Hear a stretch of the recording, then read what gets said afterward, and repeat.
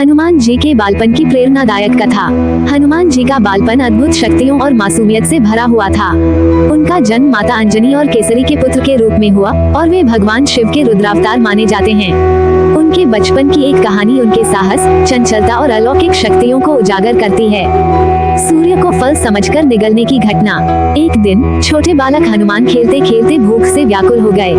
तभी उन्होंने आकाश में चमकते हुए सूर्य को देखा।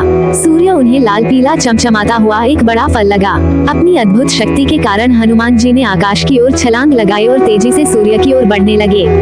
सूर्य देव अपने रथ पर सवार होकर आकाश में अपनी रोशनी फैला रहे थे। हनुमान जी ने उनके समीप पहुंचकर उन्हें निगल लिया। जैसे ही सूर्य निगल लिया गया, पूरी सृष्टि अंधकार में हो गई।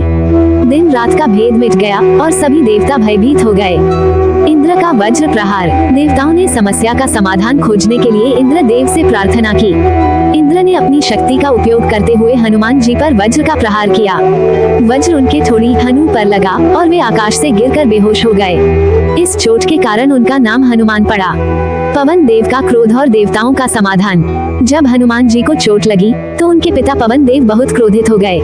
उन्होंने अपनी वायु शक्ति को रोक दिया, जिससे पूरी पृथ्वी पर जीवन संकट में आ गया। देवता डर गए और सभी ने पवन देव को शांत करने का प्रयास किया। भगवान ब्रह्मा, विष्णु और शिव सहित सभी देवताओं ने हनुमान जी को अमरता, असीम शक्ति, बुद्धि और अपार तेज का वरदान दिया। साथ ही यह भी आशीर्वाद दिया कि वे सभी बाधाओं को दूर कर सकेंगे और उनकी भक्ति से हर कार्य सफल होगा।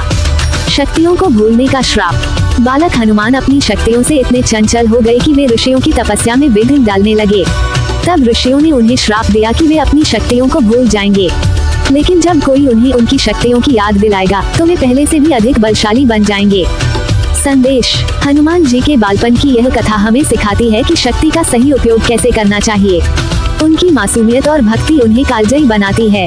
ये कहानी न केवल उनकी अलौकिकता को दर्शाती है, बल्कि उनके चरित्र की सरलता और दिव्यता को भी उजागर करती है।